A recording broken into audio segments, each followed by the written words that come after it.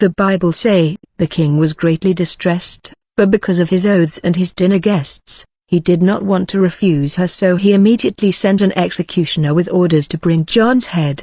The man went, beheaded John in the prison, and brought back his head on a platter. Brethren, I was still in the hospital, and it was the 7th day when the Lord appeared and said, "We must travel." We started to move, and arrived before a building that I saw in 2012 and a vision when I was poisoned. Then the Lord opened the gate of the building. When we enter, I was stunned, because I saw people head everywhere. They were head of men and women laid down like in an exposition. I noticed many of these heads were of women. These head had wig.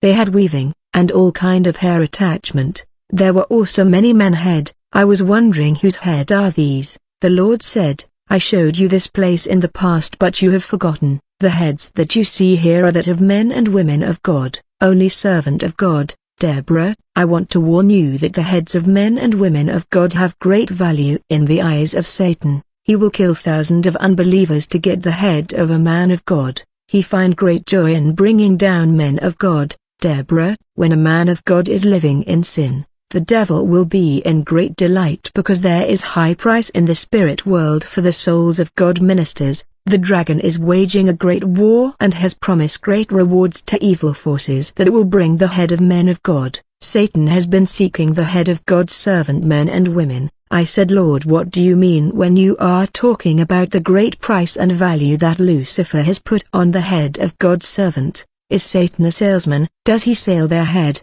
The Lord said, he is not a salesman, but whenever Lucifer managed to conquer the soul of a man or woman of God, he feel triumph and celebrate, for defeating those who oppose him on earth, and after conquering the souls of imprudent servant, Satan turned their head to cup and goblets, that princes and principality used in dark gathering when they drink juices and beers, which is human blood. The cup that dark power and evil ruler used in order to drink blood are made from the head of men and women of God that Satan has conquered and defeated. I saw that when Lucifer was drinking blood accompanied with his infernal and celestial prince, he took his goblet of blood and he looked at it with delight, and said, really, this is the head of the man of God who was burning me and my demon, sending us fire. This is the skull of this man who was forcing me and my demon to drink the blood of his master in order to destroy us. You fought me and my kingdom, but who is victorious now? I have overcome you, man of God, and today I am drinking human blood with your head that has become my goblet. Sometimes people of God lose the sight of the 24-hour battle in which they are involved because of failure to keep the focus on eternal things. They get distracted and slacken in their daily devotion. That's when the door of their life open, and the enemy enter. But the soldier of Christ must rise immediately when he fall and continue the battle for his soul. For every second and every minute matter in this intense war. Our struggle is not against flesh and blood. I asked the Lord, I can see the head of God's servant here, but what about their bodies? The Lord said, Deborah, if you die in sin, your head will become a Lucifer goblet, and your body will be cooked and devoured by Lucifer and his principality. You will become their food. I said, really, if I died in sin, my body will be their food and my head will be turned to their cup. The Lord said, you are right. That's when I began to contemplate the head of men and women of God, and I managed to recognize late men and women of God that we know. They serve God all their life, but they fail to overcome the flesh, the world and Satan. I said, Lord, I can see the head of a lady gospel singer. She was singing really good when she was alive, and we all dance with her praise song. She should not be here. The Lord said, Deborah, you are right. She was singing for God, but she was full of vanity. What do you see on her head? When I looked, I saw that she was wearing hair attachment, that had a lot of hair. The Lord said, I will show you her nails in another room, because she was using artificial nails. God was not honored by her painted face, her hair attachment, and hair eyelash and her artificial hair. She was defeated by the devil because of attachment and vanity. She was also living in fornication. At the end of her life she resorted to occultism. That is why she is here. When she died, the devil took his head and turned it to her goblet.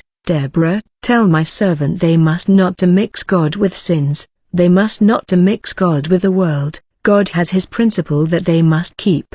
You people are not obeying God, like this singer. She was singing for God, but she was sleeping with men, wearing artificial hair. People in churches are covering their head, but these gospel singers want to exhibit their painted face and wig. Deborah, I want you to know that whenever someone is singing for me and she has painted face, hair attachment and the adornment of the world, I closed my ear to her singing. When they dress with the brand of the beast, I closed my ears. Today there are people who are pastors but have locks on their head. I don't approve of these behaviors. There are pastors putting earring. I am not honored by that. They are perming their hair and say there is no big deal. How come when I post something my children will still do it and say there is no big deal? The Lord said today there are women preaching in front of the people, but they are wearing legging. They are wearing lady pant. They said it's modernity and Western culture. The Lord said, I want you, Deborah, to tell the church in Africa to remain in African culture of modesty and decency.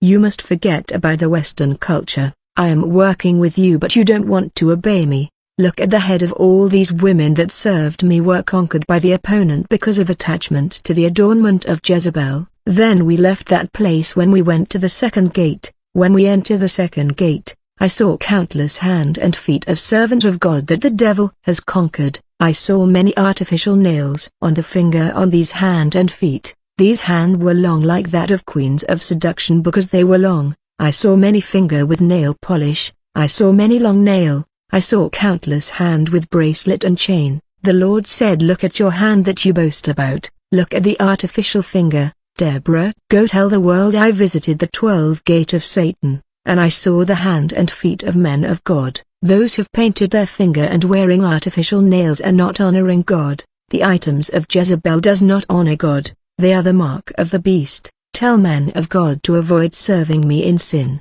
otherwise Satan will conquer their souls.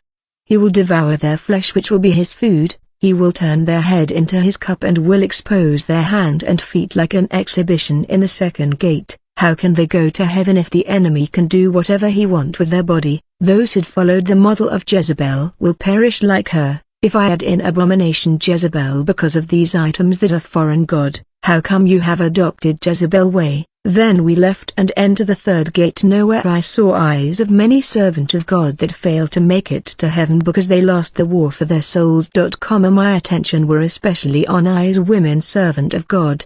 These eyes had eyelash and mascara. The Lord said, with these eyelash how will my servant make it to the kingdom of heaven? Do you know that Jezebel killed a lot of prophet and she killed Naboth? But it's when she began to apply these mascara that I decided to end her life. Deborah, don't you notice that when you wear these eyelash you look like witches and charlatan? When the pastor wives and the singer put eyelash I considered them charlatan. You must tell them my words. Deborah, do you know that if it not be for the covenant that I concluded with you I would have killed you a long time ago? It's because of that covenant where you agree to give your body to be used as an instrument and I agree to protect you and your children that I have mercy on you. Deborah, do you know that there were times where you were entering churches to testify with painted face, and whenever you reach the part of the testimony where I rebuke vanity and makeup you were uncomfortable to tell the people because you had painted face and you were being superficial and short in order to avoid mentioning vanity? I was angry against you for failing to rebuke the adornment of Jezebel.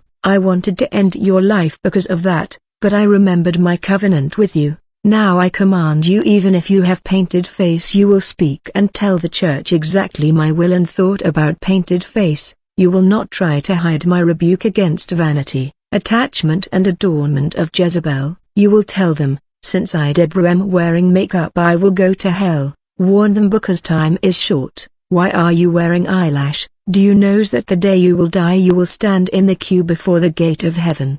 That's when Satan will come with your eyes that has eyelash to accuse you and condemn you because of it. Let me ask you, Deborah, I said let's make men in our image and our likeness. Do you really believe that I created people ugly? Can people be in my image and be ugly? Why are you trying to change your nature? Now go tell the world I saw the 12 gate of the enemy. Jeremiah 4 verse 30. He presented it to the girl, and she gave it to her mother. 29. On hearing of this, John's disciples came and took his body and laid it in a tomb.